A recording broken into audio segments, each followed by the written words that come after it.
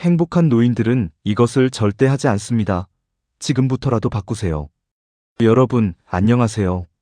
오늘 제가 여러분께 들려드릴 이야기는 정말 충격적입니다. 저는 지난 30년간 노인복지 현장에서 수많은 어르신들을 만나왔습니다. 그리고 그 과정에서 놀라운 사실 하나를 발견했죠. 똑같은 나이, 비슷한 건강 상태인데도 어떤 분들은 매일 웃으며 활기차게 사시고 어떤 분들은 우울하고 힘들어 하십니다. 그 차이가 뭘까요? 돈이 많아서? 자식이 잘나서? 아닙니다. 정말 놀랍게도 행복한 노인들에게는 공통점이 있었습니다. 바로 이것을 절대 하지 않는다는 것이었죠. 저는 이 비밀을 알아내기 위해 수백 명의 어르신들을 인터뷰했고 그들의 생활 패턴을 관찰했습니다. 그리고 마침내 행복한 노년을 보내시는 분들의 공통적인 특징을 찾아냈습니다. 오늘 이 영상 하나로 여러분의 남은 인생이 완전히 바뀔 수 있습니다. 이 영상이 도움이 되셨다면 구독과 좋아요 부탁드립니다. 알림 설정까지 해주시면 새로운 영상이 올라올 때마다 가장 먼저 보실 수 있습니다. 여러분의 노후를 바꿀 수 있는 정보, 지금 바로 시작합니다. 자, 그렇다면 행복한 노인들이 절대 하지 않는 그것은 무엇일까요? 첫 번째, 바로 과거에 집착하는 것입니다. 제가 만난 80대 김순자 할머니의 이야기를 들려드리겠습니다. 할머니는 처음 복지관에 오셨을 때 정말 우울해 보이셨어요. 매일 같은 이야기만 반복하셨죠. 내가 젊었을 때는 말이야. 옛날에는 이랬는데. 그때 그렇게 하지 말았어야 했는데.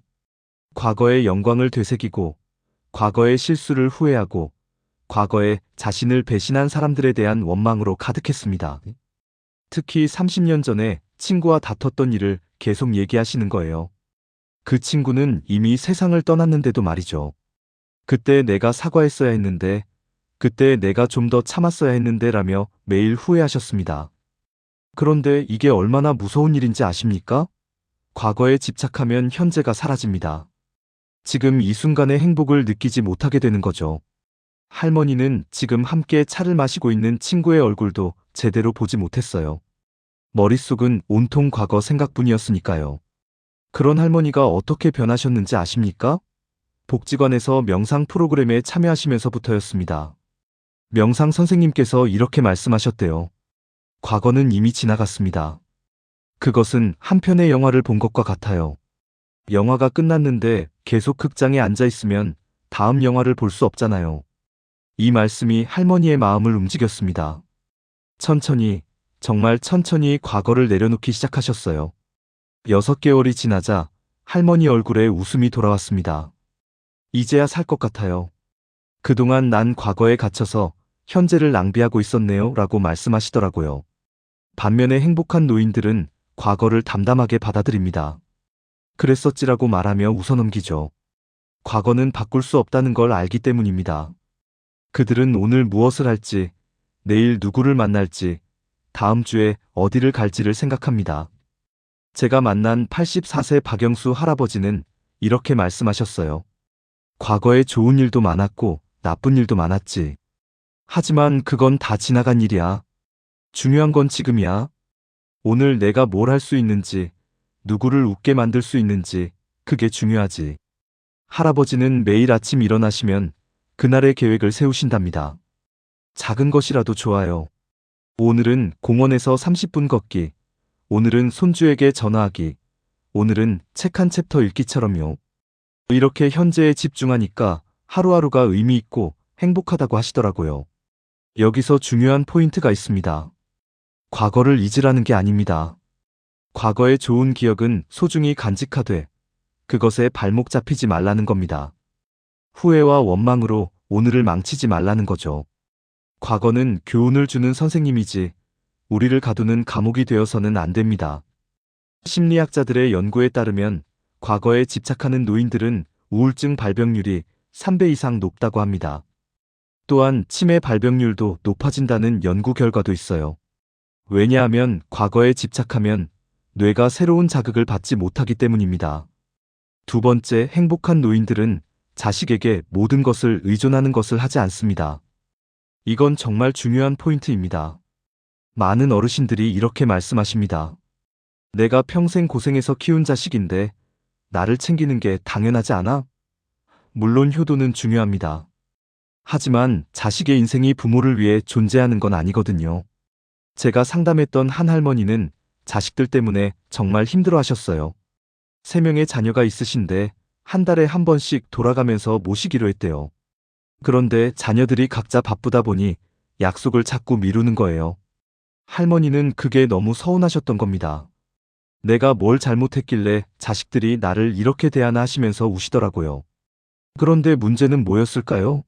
할머니가 자식들에게 너무 많은 걸 기대하셨던 거예요.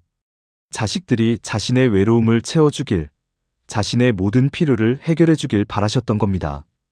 그러니 자식들은 부담스럽고 할머니는 실망하게 되는 악순환이 반복됐죠. 반면에 제가 만난 75세 박철수 할아버지는 달랐습니다. 자식이 2명 있는데 모두 외국에서 살고 있어요. 1년에 한 번 정도 만날까 말까 한답니다. 그런데 할아버지는 전혀 서운해하지 않으세요. 애들도 자기 인생이 있는데 뭐. 나는 나대로 잘 살면 되지라고 하시더라고요. 할아버지는 자식들이 바쁘다는 걸 아시니까 먼저 연락하지 않으셨어요. 대신 복지관에서 친구들을 사귀시고 탁구 동호회에도 가입하시고 자원봉사도 하셨습니다. 매주 화요일에는 도서관에서 책을 읽으시고 목요일에는 등산 모임에 가시고 토요일에는 사진 촬영을 다니십니다. 그러니까 어떻게 됐을까요? 자식들이 오히려 더 자주 찾아뵙더라고요. 부담스럽지 않으니까요. 전화해도 아빠 잘 지내세요? 라고 물으면 응, 나 바빠. 오늘 친구들이랑 약속 있어라고 대답하신대요. 그러면 자식들이 오히려 안심하고 또 존경하게 되는 거죠.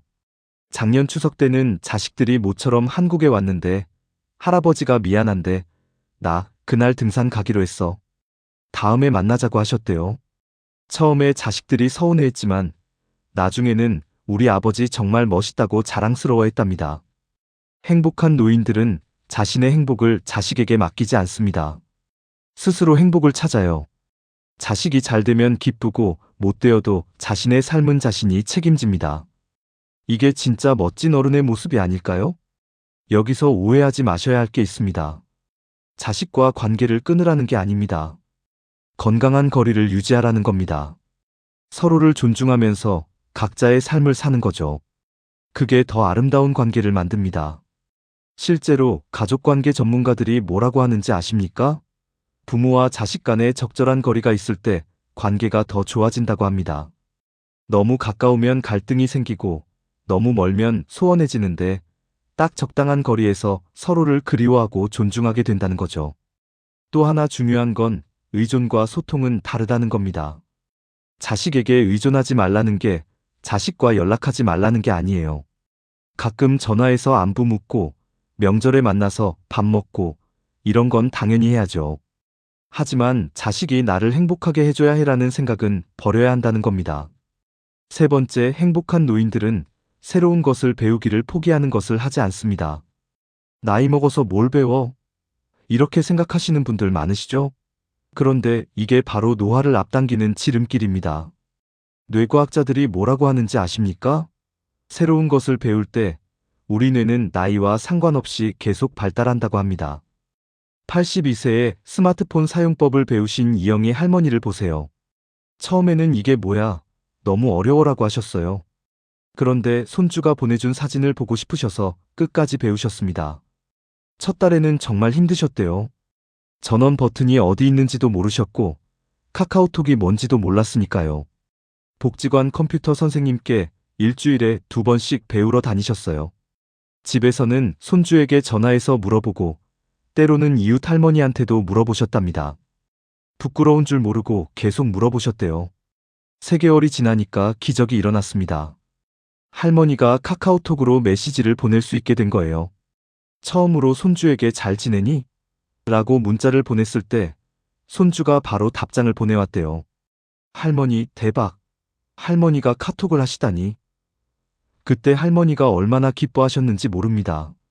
지금은 유튜브도 보시고 네이버에서 검색도 하시고 인터넷 쇼핑까지 하세요. 얼마 전에는 손수 만든 김치를 택배로 손주한테 보내셨대요. 인터넷으로 택배 신청하시고 송장번호로 배송 추적까지 하셨답니다. 할머니 얼굴이 얼마나 밝아지셨는지 모릅니다. 더 놀라운 건 할머니의 건강이 좋아지셨다는 거예요. 치매 검사를 받으셨는데 의사 선생님이 깜짝 놀라셨대요. 80대 중반인데 뇌 기능이 60대 수준이라는 거예요. 바로 계속 새로운 것을 배우면서 뇌를 자극했기 때문입니다. 행복한 노인들은 호기심이 많습니다. 그림을 배우고, 악기를 배우고, 외국어를 배웁니다. 77세에 기타를 시작하신 할아버지도 계세요. 손자가 기타 치는 걸 보고 나도 하고 싶어졌어라면서 시작하셨는데 지금은 복지관 밴드에서 공연도 하신답니다. 나이 들어서 배워봤자 뭐 하냐고요? 배우는 그 과정 자체가 즐겁기 때문입니다. 결과가 아니라 과정을 즐기는 거죠. 피아노를 배운다고 해서 피아니스트가 되려는 게 아니잖아요. 배우는 즐거움, 새로운 걸 알아가는 기쁨, 그게 중요한 겁니다. 특히 요즘 시대는 평생 교육 시대입니다. 복지관마다, 구청마다 무료로 배울 수 있는 프로그램이 정말 많아요. 서예, 한글, 영어, 컴퓨터, 요리, 운동, 노래, 춤. 정말 다양합니다.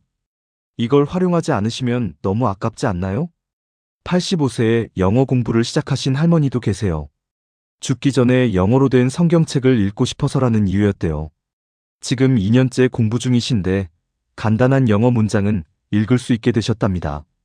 할머니는 매일 아침 영어 단어 10개씩 외우는 게 내 일과야. 이게 얼마나 재미있는지 몰라라고 하세요. 여기서 중요한 건 완벽을 추구하지 않는 겁니다. 배우는 건 시험 보려는 게 아니에요. 즐기려는 거예요. 틀려도 괜찮고 느려도 괜찮습니다. 자신의 속도대로 천천히 배우면 되는 거예요. 네 번째, 행복한 노인들은 건강을 포기하는 것을 하지 않습니다. 이 나이에 무슨 운동을 해? 그냥 편하게 누워있자. 이런 생각 정말 위험합니다. 움직이지 않으면 근육이 빠지고, 근육이 빠지면 걷기가 힘들어지고, 걷지 못하면 집에만 있게 되고, 그러면 우울증이 옵니다. 악순환이죠. 제가 만난 78세 할머니는 5년 전까지만 해도 정말 건강하셨어요. 그런데 나이도 먹었는데 쉬어야지라면서 운동을 완전히 끊으셨답니다. 매일 집에서 TV만 보시고 누워만 계셨어요. 1년이 지나자 계단 오르기가 힘들어지셨고 2년이 지나자 10분도 걷기 힘들어지셨어요. 3년째 되던 해에 넘어지셔서 병원에 가셨는데 의사 선생님이 이렇게 말씀하셨대요. 할머니, 근육이 너무 없어요. 이래서는 큰일 납니다. 당장 운동을 시작하세요. 그제야 할머니가 정신을 차리셨어요. 처음에는 정말 힘드셨답니다. 집 앞 공원을 한 바퀴 도는데 20분이 걸렸어요. 숨도 차고 다리도 후들거리고 나 진짜 죽는 거 아니야? 라는 생각까지 드셨대요. 하지만 포기하지 않으셨습니다. 매일 같은 시간에 나가서 걸으셨어요. 처음엔 한 바퀴, 일주일 후엔 2바퀴, 한 달 후엔 3바퀴. 이렇게 조금씩 늘려가셨습니다. 6개월이 지나자 놀라운 변화가 일어났어요. 계단을 뛰어 올라갈 수 있게 된 거예요. 지금은 하루에 5,000보 이상 걷고 계시고 복지관 체조교실에도 다니십니다. 할머니는 이렇게 말씀하세요. 운동 안 했던 그 3년이 정말 후회돼요.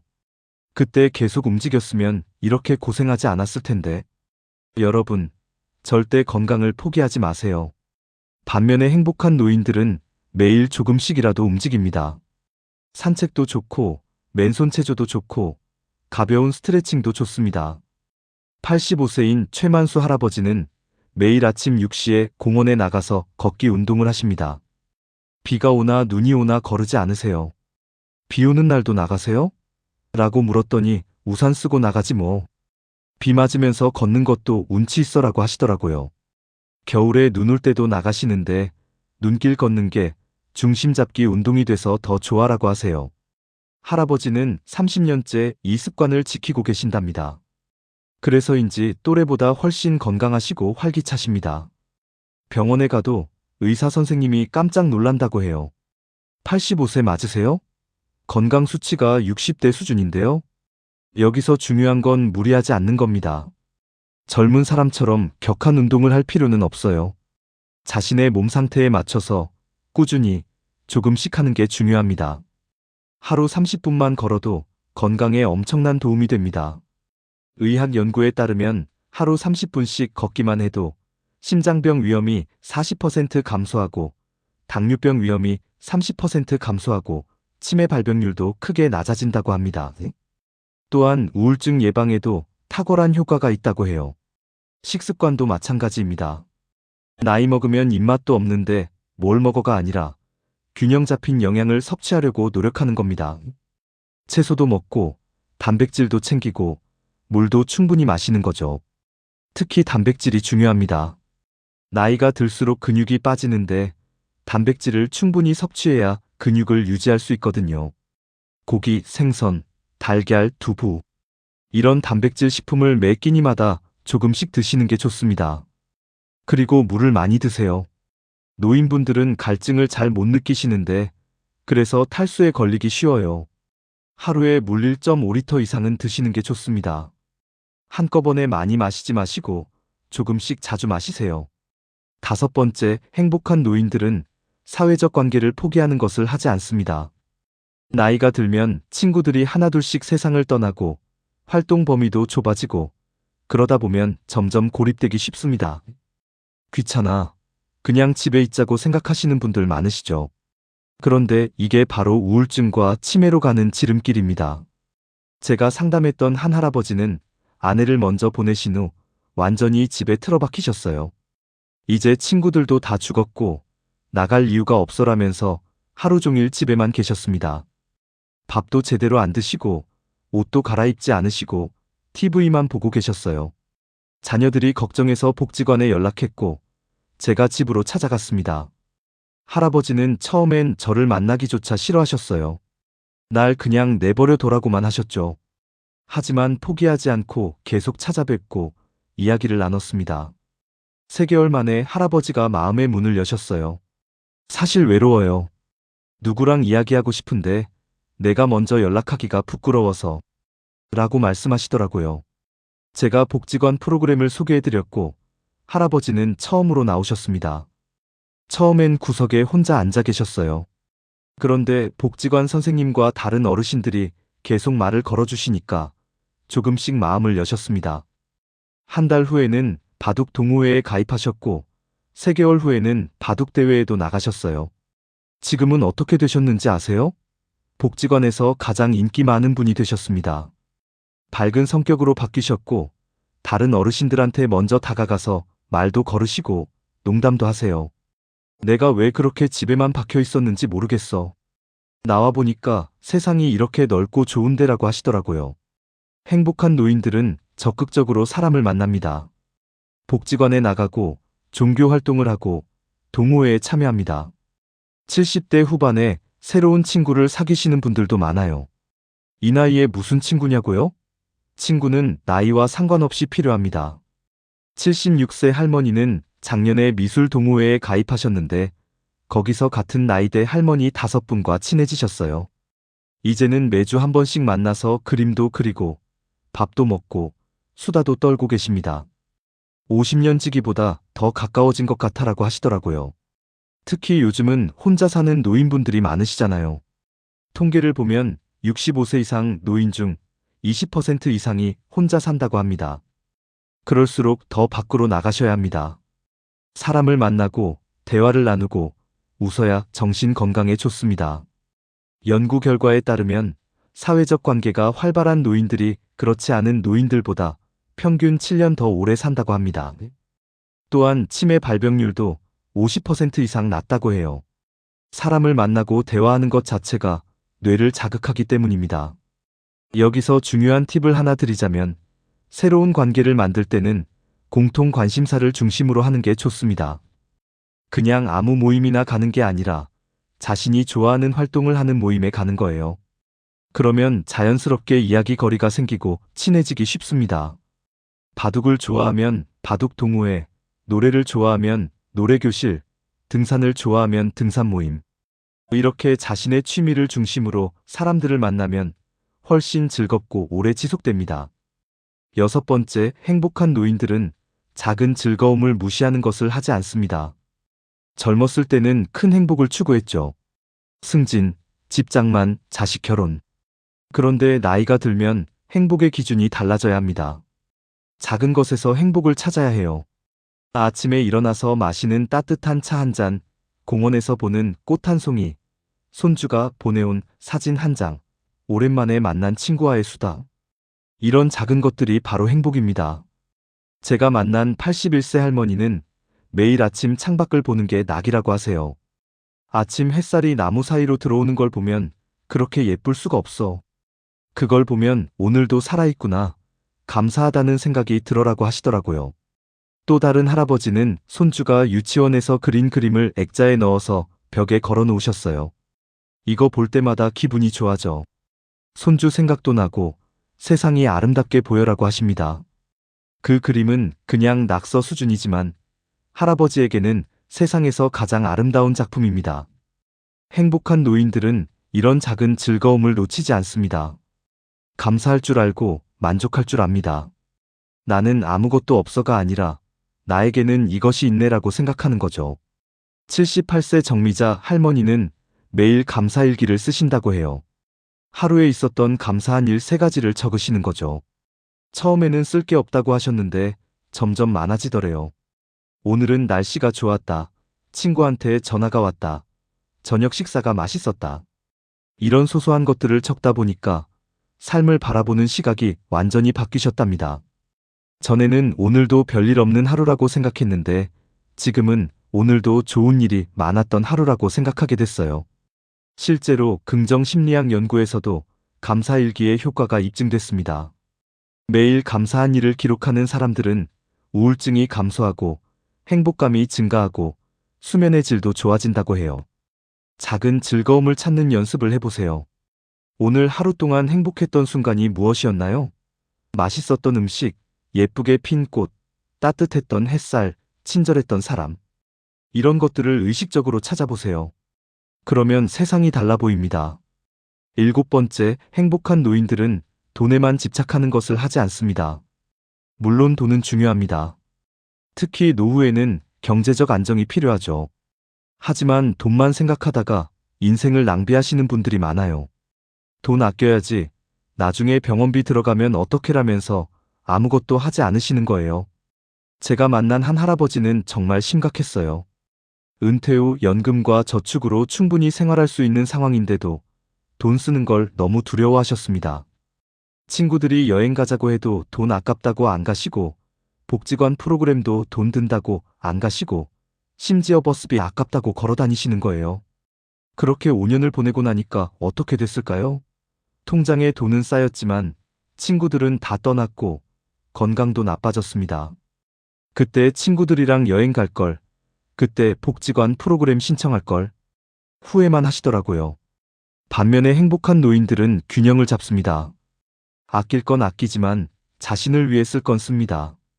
친구들과 밥 한 끼 먹고 여행도 가고 취미 생활에도 투자합니다. 왜냐하면 건강할 때 즐겨야 하니까요. 74세 박영자 할머니는 매년 해외여행을 한 번씩 가신답니다. 돈이 많아서가 아니야. 하지만 나를 위해 1년에 한 번은 여행을 가는 거야. 그게 나한테 주는 선물이야. 할머니는 여행 경비를 따로 모으시는데 한 달에 10만 원씩 저축하셔서 1년이면 120만 원이 모인답니다.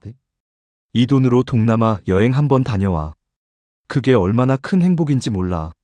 새로운 것도 보고 맛있는 것도 먹고 사진도 찍고 그 추억이 1년 내내 날 행복하게 해줘. 할머니는 여행 사진을 앨범에 정리해 놓고 가끔 꺼내 보시는데 그때마다 행복해 하신답니다. 제가 만난 한 할아버지는 이렇게 말씀하셨어요.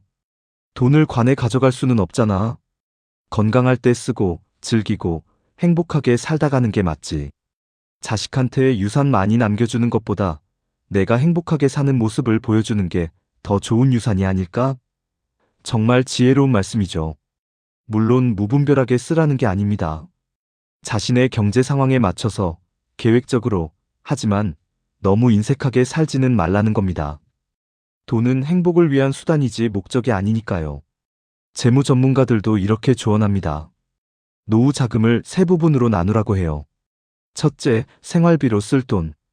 둘째, 비상금으로 모아둘 돈. 셋째, 자신을 위해 즐길 돈. 이렇게 세 부분으로 나누면 걱정 없이 돈을 쓸 수 있습니다. 특히 세 번째, 자신을 위해 즐길 돈이 중요합니다. 한 달 생활비의 10%에서 20% 정도를 자신을 위한 즐거움에 쓰는 거예요. 그게 여행이든 취미든 외식이든 자신을 위해 투자하는 겁니다. 여덟 번째, 행복한 노인들은 변화를 거부하는 것을 하지 않습니다. 옛날이 좋았어. 요즘은 다 이상해. 이런 말씀 많이 하시죠? 그런데 세상은 계속 변합니다.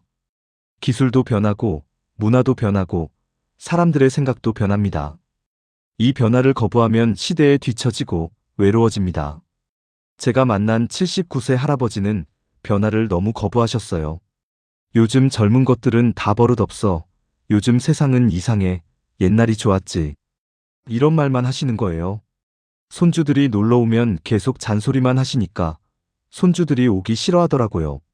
할아버지는 손주들이 스마트폰 보는 것도, 이어폰 끼고 음악 듣는 것도 다 싫어하셨어요. 우리 때는 말이야.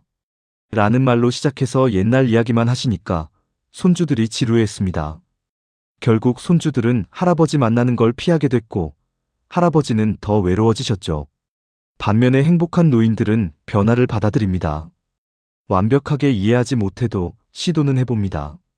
젊은 세대의 문화를 비난하지 않고 이해하려고 노력합니다. 그러면서 세대 간의 소통도 가능해지는 거죠. 83세에 인스타그램을 시작하신 할머니도 계세요. 처음엔 이게 뭐야라고 하셨는데 손주가 가르쳐주니까 배우셨대요.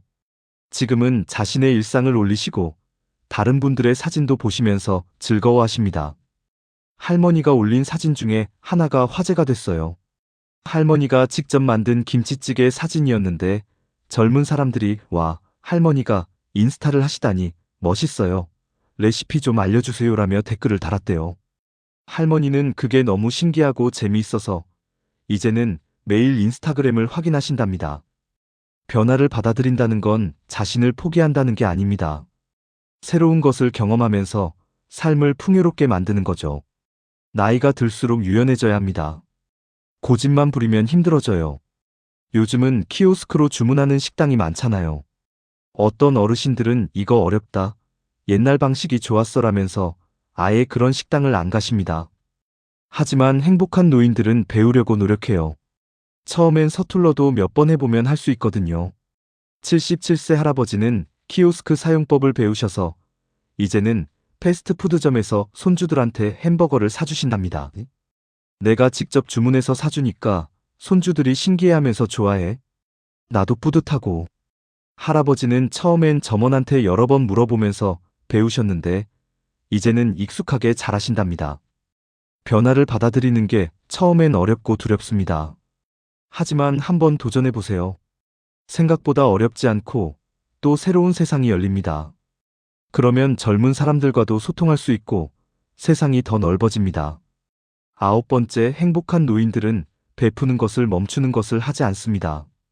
나도 받을 게 없는데 무슨 베풀어라고 생각하시나요? 그런데 베푸는 것만큼 자신을 행복하게 만드는 게 없습니다. 심리학에서도 증명된 사실이에요. 남을 돕는 행위가 자신의 정신 건강에 엄청난 도움을 준다고 합니다. 행복한 노인들은 자원봉사를 합니다. 꼭 거창한 게 아니어도 돼요. 복지관에서 청소 도와주기, 독거노인 말벗 되어주기, 길 잃은 사람 길 알려주기. 이런 작은 것들이 모두 베푸는 겁니다. 76세 강순이 할머니는 매주 월요일마다 복지관에서 요리 봉사를 하십니다. 자신보다 더 힘든 어르신들을 위해 음식을 만들어 주시는 거죠. 할머니는 말씀하세요. 내가 누군가에게 필요한 사람이라는 게 행복해요. 그분들이 내가 만든 음식을 맛있게 드시는 걸 보면 뿌듯해요. 할머니는 처음엔 그냥 시간 때우려고 시작하셨대요. 집에 있으면 심심해서 였는데 하다 보니까 이게 자신에게 얼마나 큰 의미인지 알게 되셨답니다. 내가 필요한 사람, 내가 도움이 되는 사람이라는 느낌이 나를 살게 해요. 81세 할아버지는 초등학교 앞에서 교통안전 봉사를 하십니다. 매일 아침 7시 30분에 나가서 아이들이 안전하게 횡단보도를 건너도록 도와주시는 거예요. 비가 오나 눈이 오나 빠지지 않으신답니다. 아이들이 할아버지 안녕하세요라고 인사할 때 그게 얼마나 기분 좋은지 몰라. 내가 이 아이들을 지키고 있다는 생각에 자부심도 느껴져. 할아버지는 10년째 이 봉사를 하고 계시는데 학교에서 감사패도 받으셨답니다. 베푸는 건 돈이나 물건만이 아닙니다. 미소도 베풀미고 따뜻한 말 한마디도 베풀입니다. 버스에서 자리 양보하는 것도 베풀이죠. 이런 작은 베품들이 모여서 우리 사회를 따뜻하게 만듭니다. 연구에 따르면 자원봉사를 하는 노인들은 하지 않는 노인들보다 우울증이 적고 삶의 만족도가 높고 심지어 수명도 더 길다고 합니다. 남을 돕는 행위가 자신의 건강에도 도움이 되는 거죠. 여기서 중요한 건 자신의 능력 범위 내에서 하는 겁니다. 무리해서 힘든 봉사를 할 필요는 없어요.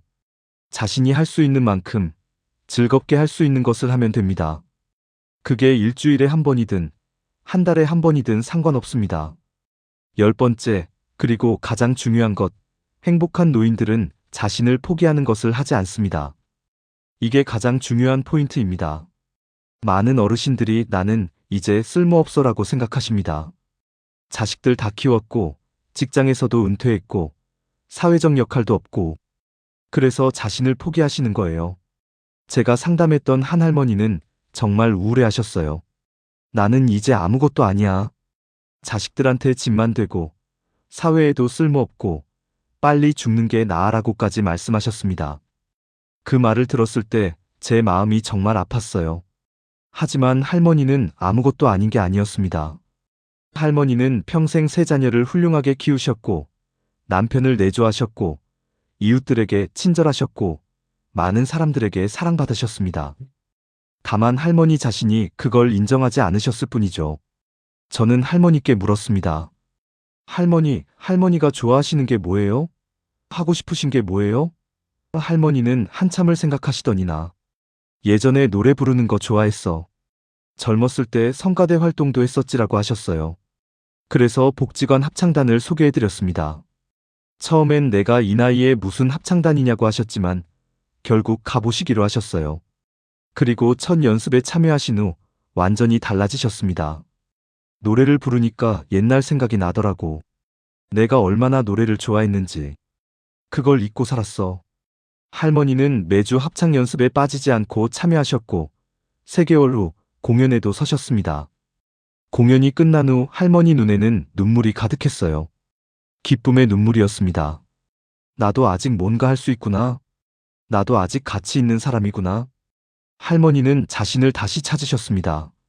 지금은 합창단의 핵심 멤버가 되셨고 다른 어르신들에게 노래도 가르쳐 주신답니다. 행복한 노인들은 여전히 자신을 가꾸고 자신을 사랑하고 자신의 가치를 믿습니다. 나이가 들었다고 해서 인생이 끝난 게 아니에요. 오히려 이제부터가 진짜 자신을 위한 시간입니다. 젊었을 때는 가족을 위해, 회사를 위해, 남을 위해 살았다면 이제는 자신을 위해 살 차례입니다. 하고 싶었던 것 하고, 가고 싶었던 곳 가고, 만나고 싶었던 사람 만나세요. 그게 바로 진정한 노년의 행복입니다. 89세까지 그림을 그리신 김동수 할아버지를 보세요.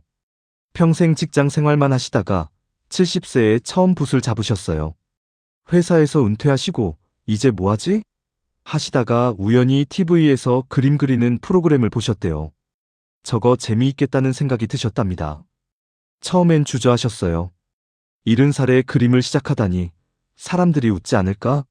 하지만 용기를 내서 문화센터 미술강좌에 등록하셨습니다. 처음엔 정말 서툴렀대요. 선 하나 제대로 못 그리시고 색칠도 엉망이었답니다. 하지만 포기하지 않으셨어요. 매일 조금씩 연습하시고 선생님께 열심히 배우시고 유튜브로 그림 그리는 영상도 보시면서 공부하셨습니다. 5년이 지나자 놀라운 일이 일어났어요. 할아버지 그림 실력이 엄청나게 늘어난 거예요. 이제는 개인전까지 여시고 작품을 팔기도 하십니다. 80대 후반에 화가라는 게 화제가 되어서 신문에도 나오셨어요. 인생이 이렇게 재미있는 줄 몰랐다고 하시더라고요. 젊었을 때는 돈 벌기 바빴고 지금은 진짜 내가 하고 싶은 걸 하니까 너무 행복해라고 말씀하셨습니다. 할아버지는 이제 후배들에게 이렇게 조언하신답니다. 나이는 숫자일 뿐이야. 중요한 건 마음이지. 하고 싶은 게 있으면 지금 당장 시작해. 늦은 게 아니야. 지금이 가장 빠른 거야. 자신을 포기하지 마세요. 나이는 정말 숫자일 뿐입니다. 중요한 건 마음가짐이에요. 자신을 사랑하고, 자신을 존중하고, 자신의 인생을 계속 살아가는 겁니다. 여러분은 여전히 가치 있는 사람입니다. 여전히 아름답고, 여전히 능력 있고, 여전히 사랑받을 자격이 있습니다. 여러분, 여기까지 행복한 노인들이 절대 하지 않는 10가지를 말씀드렸습니다. 정리해 볼까요? 첫째, 과거에 집착하지 않습니다. 과거는 교훈으로 삼되 거기에 갇히지 않습니다. 둘째, 자식에게 모든 것을 의존하지 않습니다. 건강한 거리를 유지하며 각자의 삶을 존중합니다. 셋째, 새로운 것을 배우기를 포기하지 않습니다. 평생 학습으로 뇌를 자극하고 삶을 풍요롭게 합니다. 다섯째, 사회적 관계를 포기하지 않습니다. 적극적으로 사람을 만나고 새로운 관계를 만들어갑니다. 여섯째, 작은 즐거움을 무시하지 않습니다. 일상의 소소한 행복을 발견하고 감사합니다. 일곱째, 돈에만 집착하지 않습니다. 경제적 안정도 중요하지만 현재의 행복을 위해 적절히 사용합니다. 여덟째, 변화를 거부하지 않습니다. 새로운 시대, 새로운 문화를 받아들이려 노력합니다. 아홉째, 베푸는 것을 멈추지 않습니다. 작은 것이라도 남을 돕는 기쁨을 누립니다. 열째, 자신을 포기하지 않습니다. 끝까지 자신을 사랑하고 자신의 가치를 믿습니다. 이 중에서 한 가지만이라도 실천하신다면 여러분의 노후는 분명히 달라질 겁니다. 지금부터라도 늦지 않았어요. 오늘부터 시작하세요. 나이가 든다는 건 끝이 아니라 새로운 시작입니다. 인생의 가장 지혜로운 시기이고, 가장 여유로운 시기이고, 가장 자유로운 시기입니다. 이 시간을 어떻게 보내느냐는 전적으로 여러분의 선택입니다. 저는 지난 30년간 수많은 어르신들을 만나면서 깨달았습니다. 행복한 노년은 저절로 오는 게 아니라는 것을요. 행복한 노년은 선택이고, 노력이고, 습관입니다. 매일 조금씩 실천하다 보면 어느새 행복한 노인이 되어 있을 겁니다. 제가 가장 좋아하는 말이 하나 있습니다. 인생은 60부터다. 정말 그래요. 60세, 70세, 80세. 이제부터가 진짜 인생입니다. 의무에서 벗어나서 자신을 위해 살 수 있는 시간입니다. 이 귀한 시간을 후회와 원망으로 보내시면 안 됩니다. 행복은 저 멀리 있지 않습니다. 바로 지금, 여기, 여러분의 마음가짐에 달려 있어요. 과거를 놓아주고, 현재를 즐기고, 미래를 기대하세요. 그리고 무엇보다 자신을 사랑하세요. 여러분은 평생 열심히 사셨습니다. 가족을 위해, 일을 위해, 나라를 위해. 이제는 자신을 위해 사세요. 하고 싶은 거 하시고, 가고 싶은 곳 가시고, 먹고 싶은 거 드시고, 입고 싶은 거 입으세요. 누가 뭐라고 하든 상관없습니다. 여러분의 인생입니다. 제가 드리고 싶은 마지막 말씀은 이겁니다. 지금 이 순간이 여러분 인생의 가장 젊은 날입니다. 내일이면 하루 더 늙습니다. 그러니 오늘 할 수 있는 걸 미루지 마세요. 오늘 만날 수 있는 사람을 내일로 미루지 마세요. 오늘 할 수 있는 행복을 내일로 미루지 마세요. 매일 아침 일어나서 거울을 보며 이렇게 말해보세요. 오늘도 좋은 하루가 될 거야. 나는 행복할 자격이 있어. 나는 가치 있는 사람이야. 이 말을 매일 반복하다 보면 정말로 그렇게 됩니다. 우리 뇌는 우리가 반복해서 생각하는 대로 만들어지거든요. 그리고 실천하세요. 오늘 한 가지만 실천해보세요. 과거의 후회를 내려놓기, 자식에게 먼저 연락하지 않기, 새로운 것 하나 배우기, 30분 걷기, 친구에게 연락하기, 작은 행복 찾기, 자신을 위해 돈 쓰기, 새로운 것 시도하기, 누군가 돕기, 자신 칭찬하기. 이 중에 하나만 오늘 해보세요. 그리고 내일은 또 하나 더, 모레는 또 하나 더. 이렇게 하루하루 쌓다 보면 여러분의 삶이 완전히 달라질 겁니다. 100일 후, 1년 후 여러분의 모습을 상상해보세요. 훨씬 행복하고 건강하고 활기찬 모습일 겁니다. 저는 복지 현장에서 너무 많은 어르신들이 불행하게 노년을 보내시는 걸 봤습니다. 그리고 그분들의 공통점을 발견했죠. 오늘 말씀드린 10가지를 하고 계셨다는 겁니다. 과거에 집착하고 자식에게 의존하고 배우기를 포기하고 건강을 포기하고 반대로 행복한 어르신들은 이 10가지를 하지 않으셨어요. 그래서 같은 나이인데도 비슷한 경제 상황인데도 완전히 다른 노년을 보내고 계셨습니다. 이게 바로 제가 이 영상을 만든 이유입니다. 여러분의 노년을 행복하게 만들고 싶었습니다. 여러분이 남은 인생을 후회 없이 행복하게 보내시길 바랬습니다. 그래서 오늘 이 10가지를 정리해서 말씀드렸습니다. 실천하기 어렵다고요? 그럴 수 있습니다. 수십 년간 굳어진 습관을 바꾸는 건 쉽지 않죠. 하지만 불가능하지 않습니다. 제가 만난 수많은 어르신들이 바꾸셨습니다. 70대, 80대에도 변화는 가능합니다. 작게 시작하세요. 거창한 목표를 세울 필요 없어요. 매일 10분 걷기, 일주일에 한 번 친구 만나기, 하루에 감사한 일 한 가지 찾기처럼 작고 구체적인 목표부터 시작하세요. 작은 성공이 쌓이면 큰 변화가 됩니다. 그리고 혼자 하지 마세요. 주변 사람들에게 말하세요. 나 이제 매일 걷기로 했어. 나 새로운 거 배우려고 해라고 선언하세요. 그러면 주변에서 응원해주고 또 감시, 도해주니까 더 잘 실천할 수 있습니다. 복지관이나 경로당 같은 곳을 활용하세요. 거기 가면 같은 목표를 가진 어르신들을 만날 수 있어요. 함께하면 더 쉽고 즐겁습니다. 혼자 걷는 것보다 친구와 함께 걷는 게 더 재미있잖아요. 가족들에게도 알리세요. 나 이제 이렇게 살려고 해라고 말하세요. 처음엔 의아해할 수 있지만 여러분이 변화하는 모습을 보면 응원해 줄 겁니다. 오히려 자식들이 더 존경하게 될 거예요.